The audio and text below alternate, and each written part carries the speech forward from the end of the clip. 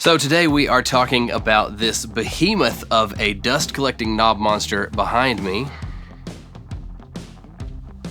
The Yamaha M1532C. This thing came out when answering machines were still new technology, so late 70s, and it was actually a monitor console. Over the years, it has been heavily modified and is now the centerpiece of our studio. And the question that I get all the time is, how do you like the sound of your console when you mix on it? And the truth is that I don't. I don't mix on this console. I can't mix on this console. And that is what we're gonna talk about today. So let's get into it.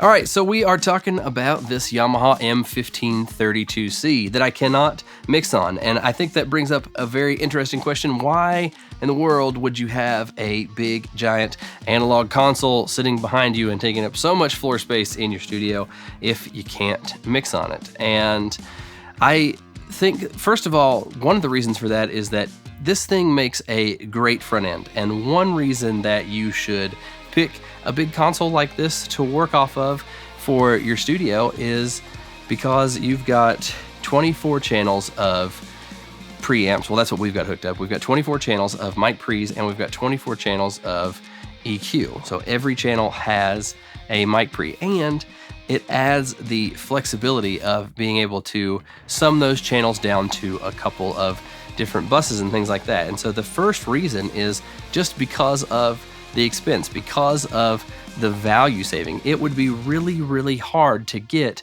24 channels of good, high quality transformer based mic pre's, transformer in and out, from someone like Cappy or even Hairball, something like that, for what we paid for this console. Now, granted, the money was spent on it, and then lots and lots of hours, even before Goldman and I were partnered up sharing the space.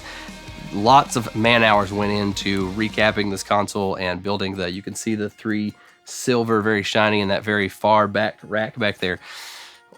That power supply was built custom for this console. It's not even the original Yamaha, and so there's a lot of increased headroom with this desk. It is a lot of money went into this, but still not even close to the amount of what you would spend on just buying 24 preamps alone. And then on top of that, we have the first 16 channels of the desk have been modified with inductor-based EQ. So think API, I think 550 or 560. Somebody correct me in the comments which one is correct, but it's the the inductor-based 3 EQ, three position high, mid, low equalizer, and they sound great. And so if you take the cost of the mic pre and you take the cost of the equalizer 500 series, 24 channels, man, you could buy 2 of these desks and mod them and still have money left over for burritos. So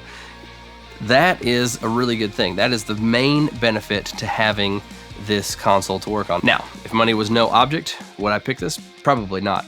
To be very, very honest, and that's part of the reason I wanted to make this video, would I do this? No, I don't think I would. If money was no object, I would have something much more modern in the studio. I would have multiple channels of Cappy and Hairball DIY pre's, or more 7th Circle pre's, or even stuff that is made, some BAEs, a little sidecar, 10 channels of that, something. I would have many, many more flavors of preamp, and I would also have it to where it was not in such a large format taking up so much floor space.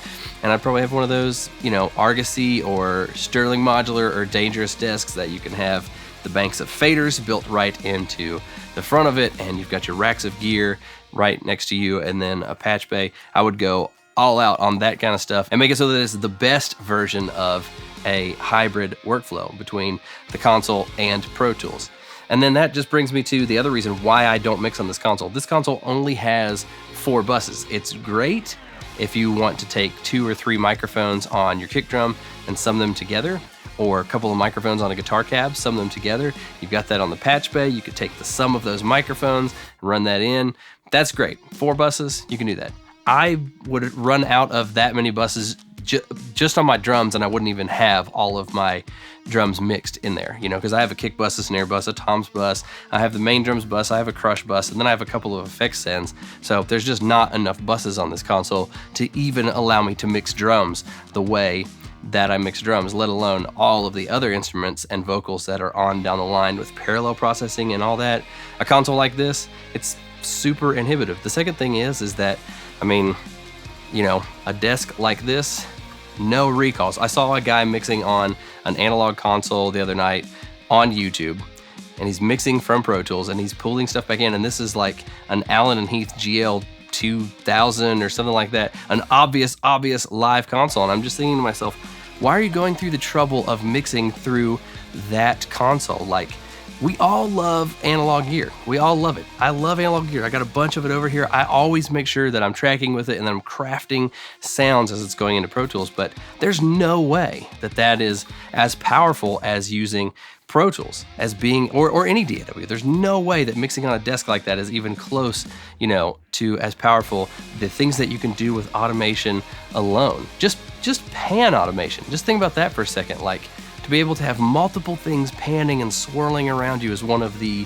greatest, I think, blessings of a modern DAW. And I know that there are consoles that from the past that could do that sort of thing, but it's not as easy, especially when it comes to recall. So I, you know, just think that why would you do that for that reason? So would I recommend a console like this to somebody if they were asking me? I mean, on one hand, it just really depends on the price. You know, if you found this on Gov Deals and it was like super cheap or something like that, and you had the time to spend modding it and working on it and making sure that it all worked and it was cabled right, then yeah, I mean, having an analog console as a front end can be a great investment because of how affordable it is with having pre's and EQs on every channel, plus all of the routing that a console, even a small console like this one, can afford to you. But if you're starting from scratch and money's no object, I would go the other way. I would still go the other way today. And so that is why I have this console, and it's also why I can't mix on it. It's just, there's not enough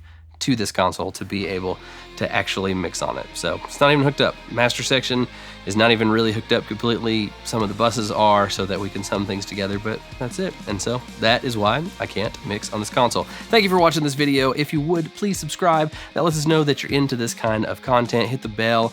That will remind you of the next video that we've got coming out, and hit the like button if you really were into this, and we will see you in the next video.